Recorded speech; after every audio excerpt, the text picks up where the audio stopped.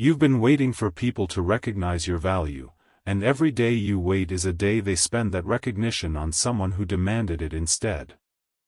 That is the truth you don't want to hear. You've been told your whole life that respect is earned through merit, through hard work, through being a good person who does good things. And meanwhile, you watch people with half your intelligence and a quarter of your integrity command rooms you can't even get into. You watch them get the promotions, the attention, the deference. And you tell yourself it's unfair. You tell yourself the world is broken. But the world isn't broken. Your strategy is. Here is the core idea that will rewire everything if you let it. Respect is not earned through moral deserving. Respect is extracted through demonstrated power. Meriting respect and commanding respect are two completely different games, and you have been playing the wrong one your entire life. Meriting respect is the game of the servant. You do good work, you behave well, you wait for someone above you to notice and reward you. Commanding respect is the game of the prince. You arrange the conditions so that people have no choice but to defer to you, regardless of whether they want to or not. Machiavelli understood this 500 years ago. He saw that the prince who relies on being loved is always one betrayal away from losing everything, while the prince who relies on being respected maintains his position even when he is hated. Because respect is structural.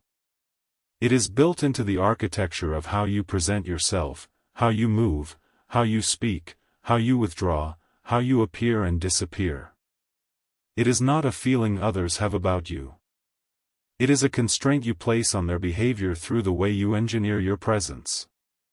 And every single day, you are leaking that power through behaviors you don't even recognize. So here are 7 dark principles for engineering respect so completely that people have no choice but to give it to you. Principle number 1. Stop announcing your value. Let absence speak. The most common mistake you make is overexposure. You show up to everything. You respond to every message immediately. You make yourself available at all hours. You volunteer your opinions in every meeting. You are always there, always ready, always willing. And you think this demonstrates dedication. It doesn't. It demonstrates dependency. When you are too available, your value drops. This is not opinion. This is how human perception works. Think about anything you have ever valued. Gold is valuable because it is rare. Time is valuable because it is finite. Attention is valuable because it is scarce. The moment something becomes endlessly available, the mind stops assigning it worth. You see this with everything. A song you love loses its power after you have heard it 200 times. A food you crave becomes boring when you eat it every day. A person you find fascinating becomes ordinary once you have spent enough hours around them. Circulation devalues. Scarcity appreciates. And you have been circulating yourself at maximum volume. You are the song on repeat. You are the meal eaten every day. You have made yourself so available that people have stopped wondering about you. And wondering is the seed of respect. When people wonder about you, they fill the gaps with their imagination, and their imagination always assigns you more power than you actually have. When there is nothing left to wonder about, you become predictable, and predictable people are not respected. They are used. So the first move is withdrawal. Not permanent withdrawal, not disappearing entirely, but calibrated absence. If you are always the first to arrive and the last to leave, start leaving early. If you respond to every text within 5 minutes, start taking hours. If you are in every group chat, every social event, every project, pull back from one. Create a vacuum where you used to be. And watch what happens. People will start asking where you are. They will start noticing your absence, which means they were taking your presence for granted. And the moment they notice your absence, they have reassessed your value upward. This is not manipulation. This is physics. Scarcity creates demand. Your absence is the most powerful statement you can make, because it says without words, I have somewhere else to be. I have other options. I am not dependent on this room, this group, this person. And that message, communicated through silence rather than words, does more for your respect than 1,000 accomplishments ever could. Remember this. The person who is always available is always replaceable. The person who is selectively available is always sought after. Principle number 2. Carry yourself like royalty, because your bearing dictates your treatment. This is the principle that most people dismiss as superficial, and it is the one that controls everything. How you carry yourself determines how you are treated. Period. Not your accomplishments. Not your intentions. Not your inner goodness. Your bearing. The way you walk into a room. The way you hold your spine. The speed at which you speak. The steadiness of your eye contact. The way you respond to criticism. The way you handle being interrupted. All of these are signals, and people read them instantly, unconsciously, and they adjust their behavior accordingly. If you carry yourself like someone who is uncertain, someone who is seeking approval, someone who is hoping to be included, people will treat you as someone who is beneath them. Not because they are cruel, but because your bearing told them that is where you belong. If you carry yourself like someone who belongs wherever you are, someone who does not need to be there but chose to be there, someone who is completely comfortable in their own skin, people will defer to you. Again, not because they decided to, but because your bearing gave them no other option. The body speaks before the mouth opens. And the body is honest in ways the mouth never is. You can say I am confident all you want, but if your shoulders are rounded, your voice is thin, your eyes are darting, and your hands are fidgeting, people will believe your body and ignore your words. So you need to become deliberate about your physical presence. Stand straight, not stiff, but upright. Walk slightly slower than everyone else. Fast walking signals anxiety, as if you are chasing something or running from something. Slow walking signals that you are the destination, not the traveler. When you speak, lower your volume slightly and slow your pace. Loud, fast speech signals a need to be heard. Quiet, measured speech signals that what you are saying is worth listening to, and if they miss it, that is their loss. Make eye contact that lasts one beat longer than comfortable. Not aggressive, not staring, just a fraction of a second past where most people look away. That fraction of a second communicates something powerful. It says I am not afraid of what I might see in your eyes. And most people are afraid. Most people look away first because they cannot handle the intimacy of sustained eye contact. When you do not look away first, you have won a contest they did not even know they were playing. This is what it means to act like a king, to be treated like one. You do not need a crown. You do not need a title. You need a bearing that communicates self-respect so thoroughly that it would feel wrong for anyone else to disrespect you. People take their cues from you. If you treat yourself as someone worthy of deference, they will defer. If you treat yourself as someone who needs to earn their place, they will make you earn it. Your self-respect is not an internal feeling. It is a broadcast signal. And everyone around you is receiving it, all the time, whether you know it or not. Principle number 3.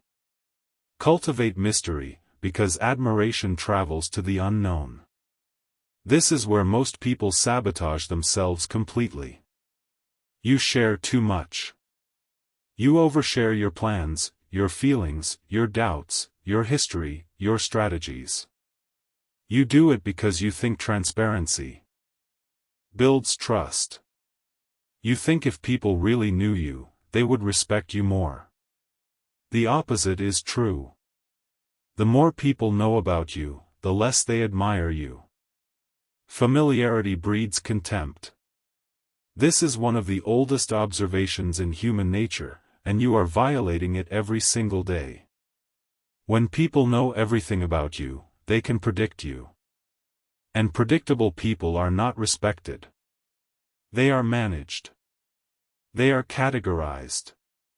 They are filed away in the mind as understood, and what is understood is never awe-inspiring. Mystery is the soil in which respect grows. When people do not fully understand you, they cannot categorize you. When they cannot categorize you, they cannot control you. And when they cannot control you, they must be cautious around you. Caution is the cousin of respect. Think about the people you have most respected in your life. I guarantee you there was something unknowable about them. Something held back. Something you could not quite figure out. They did not tell you everything. They did not explain every decision. They did not justify every move. They moved through the world with a quality of opacity that made you lean in, made you pay attention, made you assign them more depth than they may have actually had. Mystery is not about being deceptive. It is about being selective. You do not lie. You simply do not reveal everything. You do not share every thought. You do not explain every motive. You do not lay your cards on the table just because someone asks. When someone asks you a personal question, you do not have to answer it fully. A partial answer, delivered with a slight smile, is more powerful than a complete one. It says, I heard your question, I chose what to give you, and you will accept what I offered. That is authority. When someone asks why you made a decision, you do not owe them a full justification. You can say, I had my reasons, and leave it there. The discomfort they feel in that silence is the beginning of respect. They will fill the gap with their own theories, and their theories will always be more generous than your explanations. Here is the principle. When you explain yourself, you shrink. When you withhold explanation, you expand. Every time you justify yourself, you are saying, I need you to understand me so that you will approve of me. Every time you do not justify yourself, you are saying, I do not need your approval, and that is the most attractive quality a person can project. So cultivate mystery. Do not reveal your next move. Do not announce your plans before they are accomplished. Do not share your doubts with people who have not earned the right to hear them. Keep matters in suspense. Let people wonder. And while they wonder, they will be building a version of you in their minds that is larger, more powerful, and more dangerous than you actually are. Let them. Principle number 4. Withdraw strategically, because the calibrated absence forces reevaluation. This is the advanced version of Principle 1, and it deserves its own treatment because most people get it wrong. Absence is not about disappearing. It is about timing. There is a right moment to withdraw and a wrong moment, and the difference determines everything. The right moment to withdraw is when you are at peak visibility. When you have just delivered something impressive. When you have just been the center of attention. When you have just demonstrated your value in a way that everyone witnessed. That is when you leave. Not the next day. Not after things cool down. Immediately. Most people do the opposite. They perform well, get attention, and then they stick around trying to maximize the moment, trying to soak up every bit of recognition, trying to make sure everyone saw what they did. And in doing so, they dilute the impact. They turn a powerful moment into a prolonged episode, and prolonged episodes lose their punch. The strike and the retreat. That is the pattern. You strike with something impressive, and then you retreat before the audience has time to fully process it. You leave them sitting with the impact, unable to reach you, unable to get more, forced to sit with what you just demonstrated. And in that sitting, their respect for you crystallizes. If you stay, they have time to find flaws, to poke holes, to reduce you. If you leave, they have only the impression, and the impression is always more powerful than the reality. This applies to relationships too.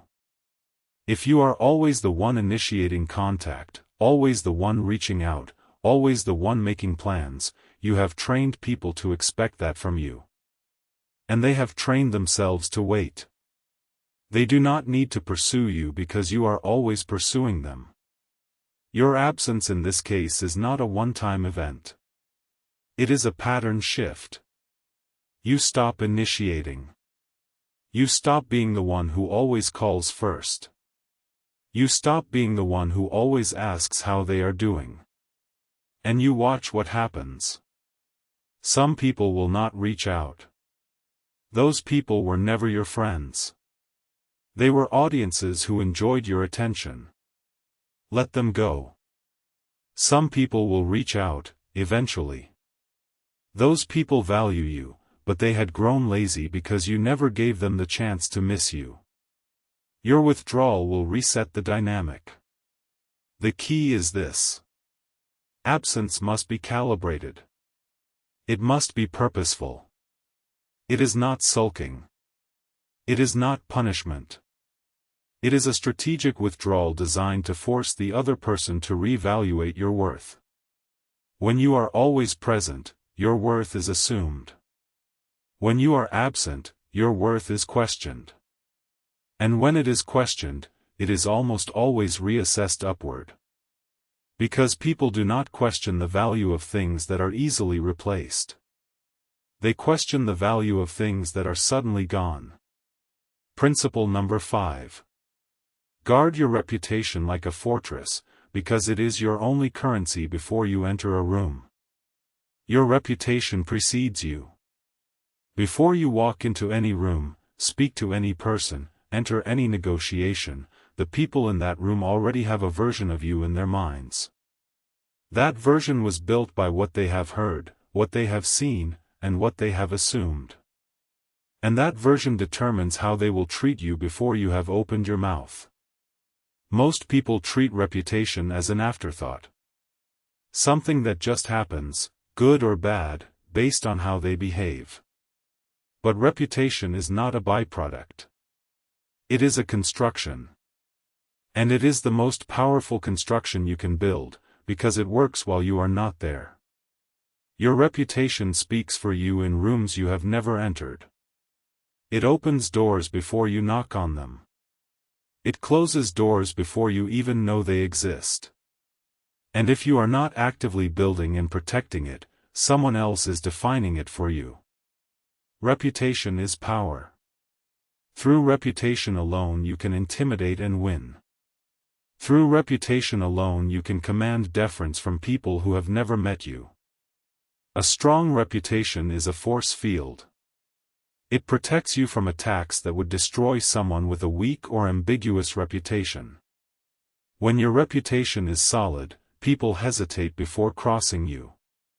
They calculate the cost. They wonder what you might do in return. They worry about what others will think of them for going against you. A weak reputation invites attack. It signals that you will not retaliate, that you are safe to disrespect, that there will be no consequences. So how do you build a reputation? Not by announcing it. Not by telling people you are strong or smart or capable. You build it through consistent demonstrations. Every interaction is a brick. Every conversation is a signal. Every time you handle a difficult situation with composure, that is a brick. Every time you refuse to engage in gossip, that is a brick. Every time you deliver on a promise without fanfare, that is a brick. Every time you respond to provocation with cold calm instead of hot emotion, that is a brick. And over time, those bricks form a fortress. People start to say things about you. Not because you asked them to, but because your behavior gave them no choice. They say, that person does not rattle easily. That person does not fold under pressure. That person is not to be trifled with. And those words travel. They travel into rooms you have not entered yet. They shape the reception you receive before you arrive. And here is the critical part. Once your reputation is established, defend it with everything you have. A reputation takes years to build and minutes to destroy. If someone attacks your reputation, do not ignore it. Do not hope it goes away. Address it with surgical precision. Not with emotion, not with a rant, not with a desperate explanation. With a single, cold, precise response that makes it clear there is a cost to coming at you. The cost does not have to be dramatic. It can be as simple as a question that exposes the attacker's motive. It can be as subtle as a silence that makes them uncomfortable. But it must be communicated that attacking your reputation has consequences. Because if it does not have consequences, others will try. Reputation is the cornerstone of power. Without it, you are naked. With it, you are armored. Principle number 6. Never demand respect directly, because demanding always diminishes. This is the paradox that traps almost everyone. You feel disrespected. Someone dismissed your idea. Someone interrupted you. Someone treated you as less than you are. And your instinct is to demand respect. To say, do not talk to me that way. To say, I deserve better. To say, you need to respect me. And the moment you do that, you have lost. You have lost because you have revealed something devastating. You have revealed that you need their respect. And needing respect is the surest way to never receive it. Think about it. Have you ever respected someone who demanded respect from you? No. You may have complied outwardly, but inwardly you lost respect for them, because their demand told you they did not have the power to command it naturally. Demanding respect is begging with a louder voice. It is still begging. The person who has power does not demand. The person who has power creates conditions where respect is the only rational response. There is a fundamental structural difference between seeking validation and creating conditions where validation is extracted involuntarily. Seeking validation is a request. It is a petition. It is you standing before someone and saying, "Please see my worth." And the person you are petitioning has the power to grant or deny. Creating conditions where validation is extracted involuntarily is engineering. It is you arranging the environment, the power dynamic, the information flow, so that the other person's respect is not a choice they make but a reflex they cannot suppress. When you walk into a room with unshakable composure, people respect you involuntarily. When you speak with measured authority, people respect you involuntarily. When you refuse to justify yourself, people respect you involuntarily. When you withdraw at the right moment, people respect you involuntarily. None of these require a demand. None of these require a request. They require only that you perform the behaviors of a person who is already respected, and let the audience adjust. This is the difference between asking to be treated like a king and behaving like one until everyone has no choice but to fall in line. The asking reveals the gap between where you are and where you want to be. The behaving closes the gap by pretending it does not exist. And here is the secret. The pretending becomes real. If you behave like someone who is respected long enough and consistently enough, the behavior and the reality merge. You are not faking it. You are rehearsing it. You are embodying the posture of the person you are becoming, and the world is adjusting to that posture in real time. So never demand. Never explain. Never justify. Just behave. And let the behavior do the work that words never could. Principle number 7. Validate before you influence, because the paradox of power is that the most powerful people make others feel powerful. This is the principle that seems to contradict everything else, and it is the one that separates the amateur manipulator from the true master. Everything I have told you so far is about projecting power. About being less available, more mysterious, more composed, more selective. But here is the trap. If you project power without calibration, you become intimidating rather than respected. And intimidation generates compliance, not respect. Compliance is surface level. It lasts only as long as your power is visible. Respect is deep. It persists even when you are not in the room. The difference comes down to one thing. The master of power understands that people do not resist influence. They resist feeling diminished by influence. If your power makes others feel small, they will comply when they must and resist when they can. If your power makes others feel significant, they will align with you willingly and defend you even when you are not there. This is the art of validation before influence. Before you attempt to move someone, you first make them feel seen. You acknowledge their position. You recognize their contribution. You communicate, through your attention and your manner, that you understand their perspective.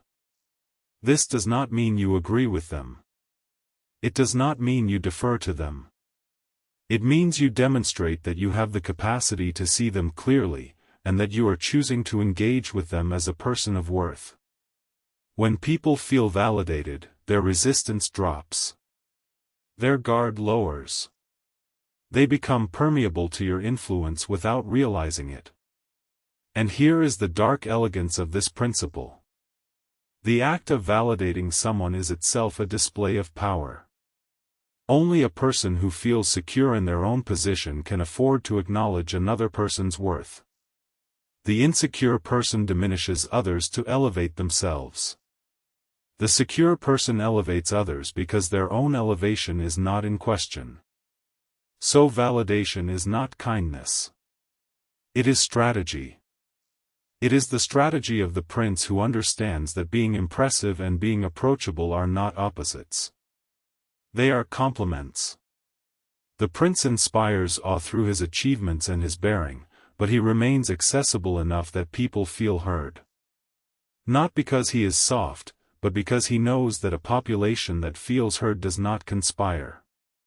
A population that feels invisible does. This applies to every relationship in your life. Your colleagues, your friends, your romantic partners, your enemies. If you want to move them, first make them feel seen. Not with flattery, which is transparent and cheap. With genuine attention. With the quality of your listening. With the specificity of your acknowledgement. When you say something that shows you have truly noticed them, not in a generic way but in a precise way, you have done something more powerful than any display of dominance. You have made them feel that being seen by you is valuable. And that feeling is the foundation of genuine, durable respect. Now let me bring this together, because the 7 principles are not isolated tactics. They form a system, and the system has a logic. The logic is this. Respect is not something you receive. It is something you construct. You construct it through scarcity, through bearing, through mystery, through strategic withdrawal, through reputation, through indirection, and through the paradox of validation. Each principle is a lever. Together, they form a machine. And the machine does one thing. It makes respect the only rational response to your presence. You do not need everyone to like you. You do not need everyone to understand you. You do not need everyone to see your worth. You need them to feel, in their gut, that you are someone whose respect they cannot afford to lose. And that feeling is not produced by merit. It is produced by the engineering. Here is what is quietly being taken from you while you wait for respect to be earned. Every day you spend being over-available, you lose a fraction of your perceived value. Every time you demand respect, you lose a fraction of your dignity. Every time you explain yourself fully, you lose a fraction of your mystery. Every time you let your reputation go undefended, you lose a fraction of your authority. Every time you chase validation instead of engineering it, you lose a fraction of your power. These fractions add up. Over months, they add up to a person who is competent but not respected. Over years, they add up to a person who is bitter. Bitter because they did everything right, they worked hard, they were kind, they were reliable, and still, somehow, the world did not give them what they felt they deserved. But the world does not operate on deserving. The world operates on power. And power is not given to those who deserve it. Power is taken by those who understand its mechanics. Machiavelli saw this with a clarity that made him either a genius or a monster, depending on who you ask. He understood that the prince who waits for his subjects to love him will wait until they have replaced him. The prince who engineers respect through demonstrated power, strategic presence, calibrated accessibility, and an unassailable reputation does not need to be loved. He needs only to be reckoned with. And being reckoned with is infinitely more valuable than being loved. So let me ask you something. What are you doing right now in your life that is a request for respect rather than a construction of it? Where are you showing up too much? Where are you explaining too much? Where are you making yourself too available? Where are you demanding what you should be engineering? Where are you seeking validation that you should be extracting involuntarily through the sheer quality of your presence? Pick one. Just one. And change it today. Not tomorrow. Not next week. Not when you feel ready. Today. Because the pattern is not waiting for you to be ready. It is taking from you every day you wait. If you pull back from one situation where you have been overexposed, you will feel the shift immediately. If you stop explaining one decision that you would normally justify in detail, you will feel the power of silence. If you walk into one room with the bearing of someone who belongs there without question, you will see people adjust. If you guard one piece of your reputation that has been drifting undefended, you will feel the armor form. Small changes. Immediate changes. And each one is a proof that the system works. Let me return to where we started. You have been waiting for people to recognize your value, and every day you wait is a day they spend that recognition on someone who demanded it instead. But now you know the truth. The people who get respect are not the ones who demand it. They are not the ones who deserve it.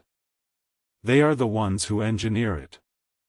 Who make it the only rational response to their existence. Who understand that respect is not a reward but a reflex. And reflexes can be trained. The environment can be arranged. The conditions can be set. You do not need to be smarter, stronger, or more talented than you already are. You need to be more strategic about how you present what you already have. You need to stop chasing and start constructing. You need to stop requesting and start arranging. You need to stop being the person who hopes to be respected and become the person who has no choice but to be reckoned with.